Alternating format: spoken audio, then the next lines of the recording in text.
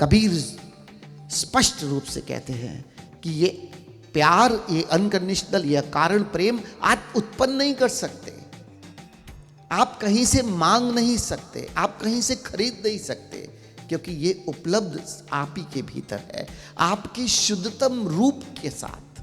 जब मैं था तो हरि नाही, और जब हरि तो मैं नाही। कबीर प्रेम की बात करते हैं। प्रेम गली अति सांकरी, तामे दो न समाए। ये प्रेम भीतर कैसे उत्पन्न हो जाए? कहने को बहुत सरल है, क्योंकि हर व्यक्ति ये दावा करता है कि उससे बेहतर प्रेम ना कोई जान सका, ना कोई कर सका। लेकिन संसार के प्रेम की जो बात करें, प्रेम शुरू होता है आकर्षण से, और आकर्षण के बाद एक चाह, एक मांग, एक इच्छा, एक पास होने की एकदम तमन्ना कि कोई जिसे मैं प्रेम करता हूं वो कुछ देर के लिए मेरे साथ बैठ जाए। लेकिन आध्यात्मिक प्रेम की जब हम बात करते हैं, जब हम अनकंडीशनल लव की बात करते हैं, जब हम उस प्रेम की बात करते हैं जो निष्काम प्रेम है, उस प्रेम को पा लेना अध्यात्म की सर्वोच्च ऊंचाई है। ओशो कहते हैं प्रेम कोई रिश्ता या संबंध नहीं, ये हमारी शून्यता, हमारे होने की प्रतीति है। Love is not a relationship, it's a state of being. जो मेरी चैतन्यता है, मेरी शून्यता है, उसके होने की अवस्था है। प्रेम, सांसारिक प्रेम आउटसाइड इन है, बाहर से हम शुरू करते हैं और वो भीतर हृदय तक महसूस होता है। लेकिन कबीर जिस प्रेम की बात करते हैं, नानक जिस प्रेम की बात करते हैं, कृष्ण जिस प्रेम की बात करते हैं, वो आउटसाइड इन नहीं है, वो इनसाइड आउट है। वो प्रेम एक सुवास है, एक खुशबू है। वो प्रेम न करना न पाना, वो प्रेम होना मात्र है। अब प्रश्न ये उठता है कि कैसे ये मुझे उपलब्ध हो जाए। Yesterday one of my friend asked me that yesterday I just told about the ego, how we can go beyond ego. What is the love which Kabir is saying and how we can attain that? First of all, we have to understand that love which starts in our worldly life, it's called attraction. It starts from attraction and it's outside in. And what we just called so-called love, the definition of that so-called love is, we always ask, we always demand, we always want to be with someone. But what the true love is, what the unconditional love is, that is inside out. That is just like a fragrance. That's why Osho is saying it's a state of being, it's not a relationship. And we are defining all the love like a relationship. The love which we are looking in the relationship is not a true love. It can't be unconditional. Now how we can attain this unconditional love? किस तरह से हम इस पालेंगे इस प्रेम को, इस शुद्ध प्रेम को? सबसे पहले हमें जानना होगा ये प्रेम है कहाँ? हवा में, मेरे शरीर में, मेरे हृदय में, मेरे मन में, मेरे मस्तिष्क में, जिसको मैं अनकंडीशनल लव कहता हूँ। वो मिलेगा कहाँ से? पहले जाना जाएगा ये है कहाँ पर, तब तो मैं उसे जानूंगा, तभी तो पाऊंगा। ओशो के इस कथन में छुपा हुआ है ये है कहाँ। जब ओशो कहते हैं प्यार जो है हमारी चैतन्यता की होने की स्थिति है, हमारे होने की स्थिति है, इसका अर्थ ये है जब तक मैं स्वयं को नहीं पा लेता तब तक मैं शुद्ध प्रेम को पा नहीं सकता। एक बहुत साधारण सी बात है जिसे समझना होगा। शरीर का एक स्वभाव है। शरीर को चोट लगती है, शरीर से खून निकलता है, शरीर में पीड़ा होती है। जितनी भी दुख तकलीफें शरीर के तल पर है वो शरीर के तल पर है। मन, कोई आदमी मुझे कहता है कुछ बुरा, मेरे मन को चोट लगती है, ये मन का स्वभाव है। दूसरा मन का स्वभाव है डुअलिटी, हमेशा द्वंद्वात्मक है, एक ही चीज में दो चीजें ढूंढ लेता है। एक ही घटना में कभी कहेगा ये बहुत अच्छा हुआ और कभी कहेगा बहुत बुरा हुआ। जब घटना घटती है उस समय कहता है बहुत बुरा हुआ, कुछ महीनों के बाद कहता है कि बहुत अच्छा हुआ। ये मन का स्वभाव है द्वंद्वात्मक। किसी से विरोध की बात नहीं है, शरीर को भूख लगती है, इसमें विरोध की बात नहीं है। मन किसी का साथ चाहता है, इसमें विरोध की बात नहीं है, उसका स्वभाव है। न शरीर न मन इसके शत्रु मत बन जाना, ये इनका स्वभाव है, बस उसे समझ लेना। ऐसे ही मेरी भावनाएं हैं, इमोशंस है, जो हमेशा इमोशंस में रहती है, कभी आती है कभी जाती है, ये इसका स्वभाव है। एक पल में खुशी हो जाएगी, दूसरे पल में दुखी भी हो जाएगा, ये उसका स्वभाव है। पहले तो ये जानना होगा कि मैं हूं कौन, और ये मेरे स्वभाव मेरे हैं या उन तलों के हैं जिसके बीच में हूं, या मैं इनके साथ इतना तादाद में जोड़ चुका हूं कि मैंने जान लिया। मेरे खुद का नाम 5 बार बदल चुका है जब से मैं पैदा हुआ। आज मुझे मस्तो बाबा कहते हैं, उससे पहले स्वामी अंतर्नेत्र था, उससे पहले अनिल बब्बर था, उससे पहले कुछ और था, बचपन में एक मेरा निक नेम था। उस नाम को कोई मुझे पुकार रहा है बार बार, मैं समझ बैठा हूं कि मैं यही हूं। शीशे में रोज मैं अपना अक्स देखता हूं, इस शरीर को देखता हूं, मैं समझ लेता हूं कि मैं शरीर हूं, क्योंकि मैंने अपना तादाद में इस शरीर के साथ जोड़ लिया। ऐसे ही मेरा मन मुझे द्वंद्वात्मक हर समय विचार, हर समय विचार, हर समय विचार, अब विचारों के साथ उलझाए हुए है। तो विचारों का स्वभाव है, वो रियलिटी में होते ही नहीं है, और मैं उन विचारों के साथ उलझा होकर इसी के द्वारा संचालित होने लगा हूं। ये किसी के प्रति मुझे प्रेमल कर देते हैं तो मैं प्रेम से भर जाता हूं, किसी के प्रति शिकायत से भर देते हैं तो मैं गुस्सा हो जाता हूं। ये मैं इसके साथ तादात्म्य बना चुका हूं, इसमें बुराई नहीं है, समझ लो बस।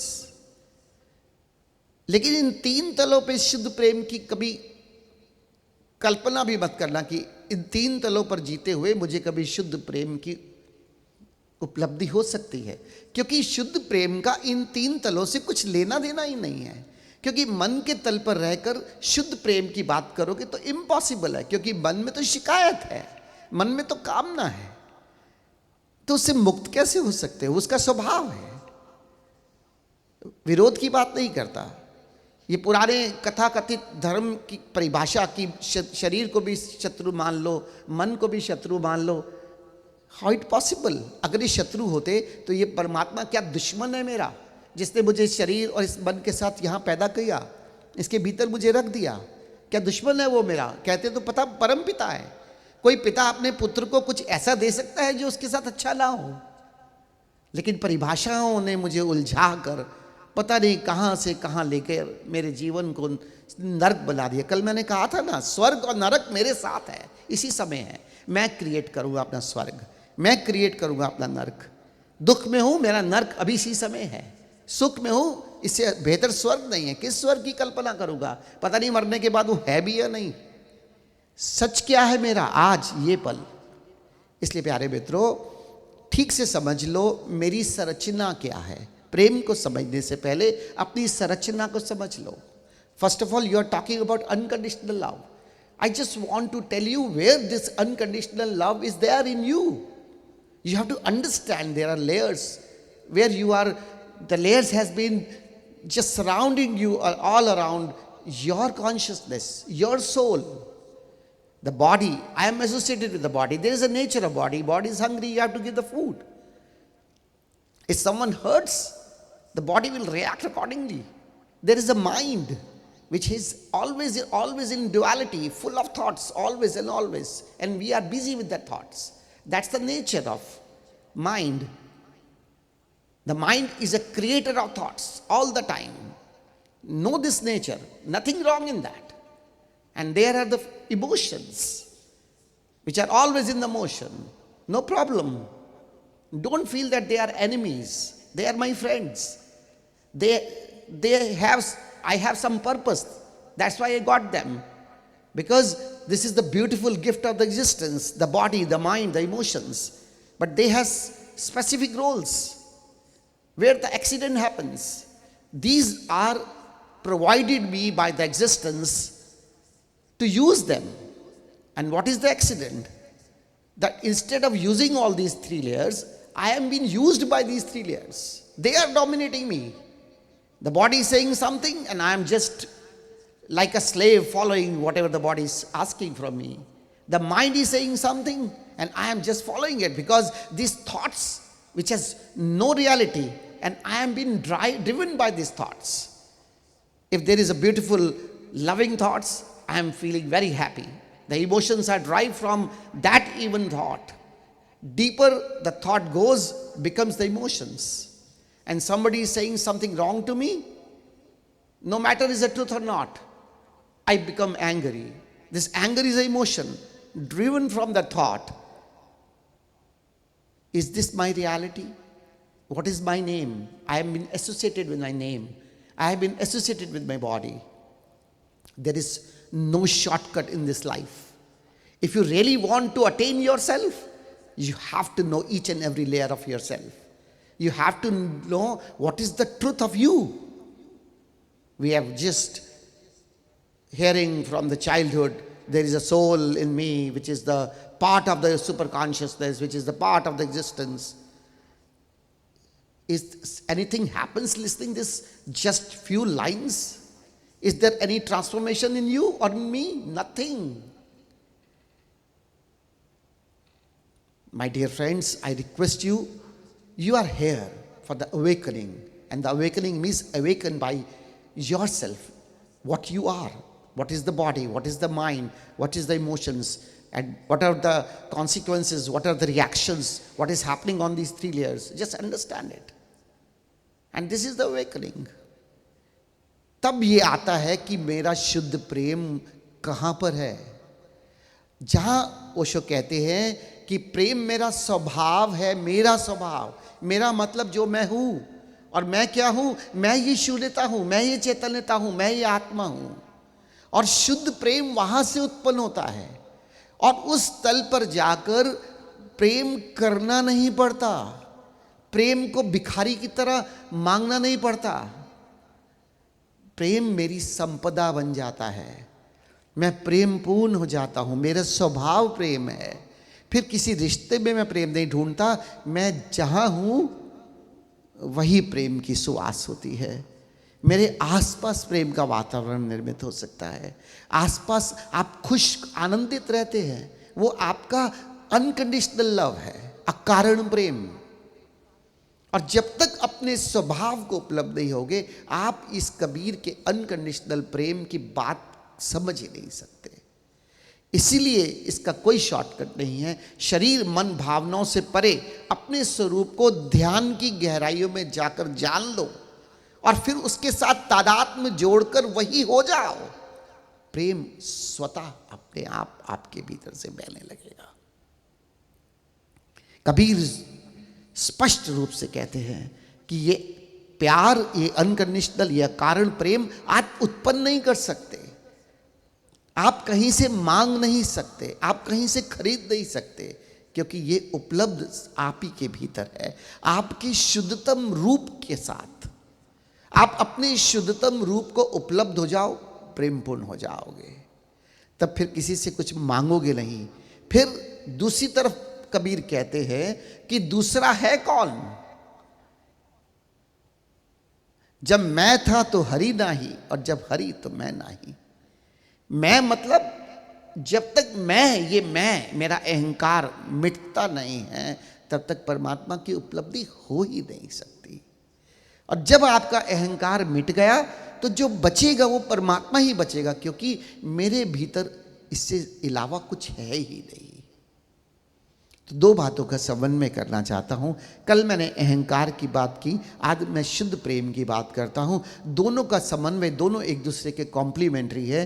एक की यात्रा करोगे, अहंकार को मिटाने की यात्रा करोगे, शुद्धतम प्रेम में प्रवेश कर जाओगे. शुद्ध प्रेम के लिए स्वयं के भीतर उतरने की यात्रा करोगे, मिट जाओगे, अहंकार विलीन हो जाएगा. इसलिए सबसे महत्वपूर्ण है शरीर में रहते हुए, इस मन के साथ रहते हुए, इन भावनाओं को समझते हुए इनके गुलाम मत बनो. इनके साथ स्वयं के स्वरूप को जान लो. मैं ये नहीं कहता कि शरीर की मत सुनो. मैं ये नहीं कहता कि मन की मत सुनो. मैं ये नहीं कहता कि भावनाओं को तिरस्कार कर दो. नहीं, लेकिन स्वामी बनकर इनका उपयोग करो, ना कि दास बनकर. बस पूरा अध्यात्म यही सिमट जाता है. ये जो तल, जो मेरे इल्यूजन से, मेरा भ्रम है, मैं उन तलों से गलत तादाद में जोड़ चुका हूँ, उनसे गलत तादाद में तोड़कर अपने सही तादाद को जान लूँ, उसके साथ अपना एसोसिएशन बना लूँ, और फिर जीते हुए भी आप शून्य बनकर जी सकते हो, आप सब कुछ करते हुए, क्योंकि आपके भीतर की अवस्था का बाहर के किसी व्यक्ति से कुछ लेना देना नहीं है। चाहे वो आपका कितना भी क्लोज हो, पति पत्नी बच्चे माँ बाप, किसी का कुछ संबंध नहीं है, क्योंकि मरने के बाद कोई भी साथ नहीं होने वाला। और उस समय कौन होगा? मैं अपने शुद्धतम स्वरूप में। कल मैंने बात की थी, स्वयं से प्रेम करना शुरू करो। और स्वयं से प्रेम करने का सबसे सरलतम उपाय है कि स्वयं की उपस्थिति के साथ कंटेंटेड, संतोष पूर्वक रहना सीखो। 4 घंटे 3 घंटे अकेले होते घबराहट होने लगती है। यह हमारी जीवन शैली है। क्यों? क्योंकि ये मन के आवेश में कोई चाहिए, डिपेंडेंसी है। और ये डिपेंडेंसी मुझे मरने के बाद किस पर होगी? परमात्मा बहुत कृपालु है। 3 दिन से लेकर 40 दिन तक या अनंत काल तक आप बिना शरीर के रह सकते हैं। लेकिन जब मैं शरीर छोड़ता हूं और अगर उस समय मुझे स्वयं के साथ रहना नहीं आया, तो जो पहला गर्भ उपलब्ध होगा, अस्तित्व मुझे उस गर्भ में प्रवेश करवा देगी, क्योंकि अस्तित्व मुझे तड़पते हुए नहीं देख सकती। लेकिन अगर यहां रहकर मैंने स्वयं के साथ जीना शुरू कर दिया, तो जब मैं ये शरीर छोड़ूंगा तो मेरे अनुरूप जो गर्भ है, मैं उसका इंतजार कर सकता हूं, और अस्तित्व उसका इंतजार करते हुए मुझे सही गर्भ की उपलब्धि करवाएगा, जहां मेरे जीवन का जो एवोल्यूशन प्रोसेस है, जो जन्मों जन्मों से मैं करता आ रहा हूं, वो उसकी कंटिन्यूटी मिलेगी मुझे वहां पर। और ये सारी साधनाएं इस शरीर में यही रहते हो सकती है। इस संसार में पैसा कमाते हुए, नौकरी करते हुए, घर में रहते हुए, परिवार पालते हुए सब कुछ कर सकते हो, क्योंकि कबीर, नानक, ओशो सिर्फ और सिर्फ इस अध्यात्म की बात करते हैं। घर, दुकान, परिवार से भागने की बात नहीं करते, यही रहकर उपलब्धि की बात करते हैं। और ये अकारण प्रेम, ये अनकंडीशनल लव, धीरे धीरे जब हम अपने स्वरूप के साथ तादात्म्य बनाने लगते हैं, तो धीरे धीरे हमें वो उपलब्ध होने लगता है और वो श्वास की तरह फैलता है। और unless and until we attain our consciousness, our emptiness, our nothingness, this unconditional love can't flow from us, and this is the only way. And when I just leave my body, if I have all the reasoning, like all the alternatives that I can live with myself in my consciousness, I'm not depending on the body, I'm not depending on the so-called relationships, I can be comfortable there without body, in my spirit, as a consciousness. Then existence will provide me the womb, which actually helpful in my next life. And there is no shortcut. The meditation is the only way, because that is the only way that you can just drop your wrong association with the body, mind and emotions, and you can attain yourself as a consciousness. So just be within yourself. Try to be with yourself. In your practice, for 2 hours, 3 hours, just lock yourself, or in the night time, just be with yourself, feeling that you and your space is there, nothing else. And then you will just have this practice of being with yourself.